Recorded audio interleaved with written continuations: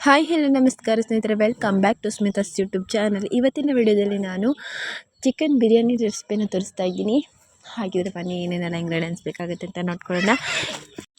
ಈರುಳ್ಳಿ, ಹಸಿಮೆಣಸಿನ್ಕಾಯಿ, ಹಾಗೆ ಪುದೀನ ಸೊಪ್ಪು, ಕೊತ್ತಂಬರಿ ಸೊಪ್ಪು, ಟೊಮೆಟೊ, ಹಾಗೆ ಇಲ್ಲಿ ಬೇಕಾಗಿರುವಂಥ ಸ್ಪೈಸಸ್ನ ತೆಗೆದಿಟ್ಕೊಂಡಿದ್ದೀನಿ.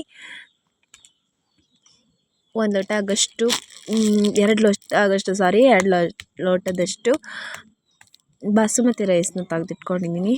ಹಾಗೆ ಶುಂಠಿ ಬೆಳ್ಳುಳ್ಳಿ ಪೇಸ್ಟ್ನ ಮಾಡಿಟ್ಕೊಂಡಿದ್ದೀನಿ. ಇಲ್ಲಿ ನಾನು ಸ್ವಲ್ಪ ಟೊಮೆಟೊ, ಹಾಗೆ ಸ್ವಲ್ಪ ಈರುಳ್ಳಿ, ಹಾಗೆ 1 ರಿಂದ 2 ಆಗಷ್ಟು ಹಸಿಮೆಣಸಿನ್ಕಾಯಿ, ಹಾಗೆ ಪುದೀನ ಸೊಪ್ಪು ಸ್ವಲ್ಪ, ಹಾಗೆ ಕೊತ್ತಂಬರಿ ಸೊಪ್ಪನ್ನ ಸ್ವಲ್ಪ ಹಾಕ್ಬಿಟ್ಟು ಶುಂಠಿ ಹಾಗೆ ಬೆಳ್ಳುಳ್ಳಿನ ಹಾಕ್ಕೊಂಡು ಪೇಸ್ಟ್ ಮಾಡ್ಕೋತೀನಿ. ನೆಕ್ಸ್ಟ್ ಇಲ್ಲಿ ನಾನು 1.5 kg ಆಗೋಷ್ಟು ಚಿಕನ್ನ ತೊಗೊಂಡಿದ್ದೀನಿ. ಸ್ವಲ್ಪ ಉಪ್ಪನ್ನು ಹಾಕ್ಕೊಂಡು 2 ಸ್ಪೂನ್ ಆಗೋಷ್ಟು ಖಾರ ಹಾಕ್ಕೊಂಡು, ಹಾಗೆ ಅರಿಶಿನ, ಶುಂಠಿ ಬೆಳ್ಳುಳ್ಳಿ ಪೇಸ್ಟ್ನ ಹಾಕ್ಕೊಂಡು ಚೆನ್ನಾಗಿ ನೀಟಾಗಿ ಇದನ್ನ ಕಲಸಿಟ್ಕೊಂಡ್ಬಿಡ್ತೀನಿ.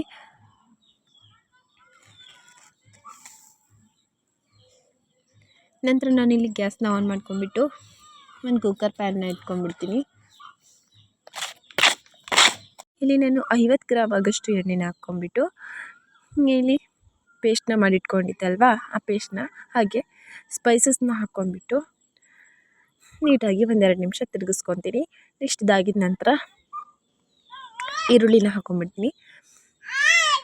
ಇನ್ನೊಂದು ಸ್ವಲ್ಪ ಈರುಳ್ಳಿ ಇದೆ, ಅದನ್ನು ಕೂಡ ಹಾಕ್ಕೊಂಡ್ಬಿಡ್ತೀನಿ. ನೆಕ್ಸ್ಟ್ ನೀಟಾಗಿ ಗೋಲ್ಡನ್ ಫ್ರೈ ಮಾಡ್ಕೊತೀನಿ. ಆದಷ್ಟು ಲೋ ಫ್ಲೇಮ್ ನೀಟಾಗಿ 1-2 ನಿಮಿಷ ಈ ಥರ ತಿರುಗಿಸ್ಕೊತೀನಿ. ನೆಕ್ಸ್ಟ್ ನಾನಿಲ್ಲಿ ಟೊಮೆಟೊ ಹಣ್ಣನ್ನ ಸ್ವಲ್ಪ ಮಾತ್ರ ಹಾಕ್ಕೊಂಡಿದ್ದೀನಿ. ಹಾಗೆ ಪುದೀನ, ಹಾಗೆ ಕೊತ್ತಂಬರಿ ಇತ್ತಲ್ವ, ಇದನ್ನು ಕೂಡ ಸ್ವಲ್ಪನೇ ಹಾಕ್ಕೊಂಡಿದ್ದೀನಿ. ಯಾಕಂದರೆ ಪೇಸ್ಟ್ ಮಾಡ್ಕೊಂಡಿದ್ದಲ್ವ, ಅದರ ಸಂಬಂಧ ಈ ಥರ ನೀಟಾಗಿ ಫ್ರೈ ಮಾಡ್ಕೊಂಡ್ಬಿಟ್ಟು ನೆಕ್ಸ್ಟ್ ಇಲ್ಲಿ ನಾನು ಪೇಸ್ಟ್ನ ಮಾಡ್ಕೊಂಡಿದ್ದಲ್ಲ, ಅದನ್ನು ಕೂಡ ಹಾಕೋತಾ ಇದ್ದೀನಿ. ಶುಂಠಿ ಹಾಗೆ ಬೆಳ್ಳುಳ್ಳಿನ ಕೂಡ ಪೇಸ್ಟ್ ಮಾಡ್ಕೊಂಡಿದ್ದಲ್ಲ, ಅದನ್ನು ಕೂಡ ಹಾಕೋತಾ ಇದ್ದೀನಿ. ಪುದೀನ ಸೊಪ್ಪನ್ನು ಕೂಡ ಹಾಕ್ಕೊಂಡು ಈ ಥರ ನೀಟಾಗಿ ತಿರುಗಿಸ್ಕೊಂಡ್ಬಿಡ್ತೀನಿ.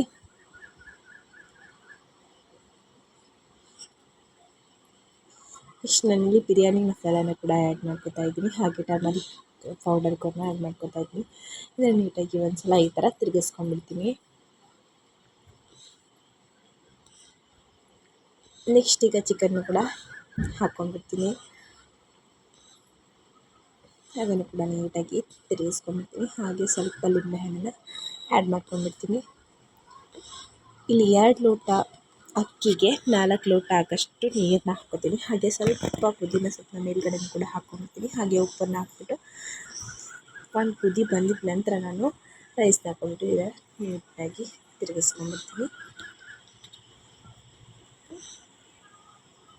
ನೀಟಾಗಿ ತಿರುಗಿಸ್ಕೊಂಡಾಗಿದ್ಮೇಲೆ ಇನ್ನೊಂದು ಸ್ವಲ್ಪ ಹೊತ್ತು ಹಾಗೆ ಕುದಿಯಕ್ಬಿಟ್ಟು ಹಾಗೆ ವಿಸಿಲ್ನ ಹಾಕ್ಕೊಂಡ್ಬಿಟ್ಟು 2 ವಿಸಿಲ್ ಆಗಿದ ನಂತರ ಈ ಥರ ರೆಡಿಯಾಗಿದೆ. Thanks to all. ನೀವು ಒಂದ್ಸಲ ಟ್ರೈ ಮಾಡಿ.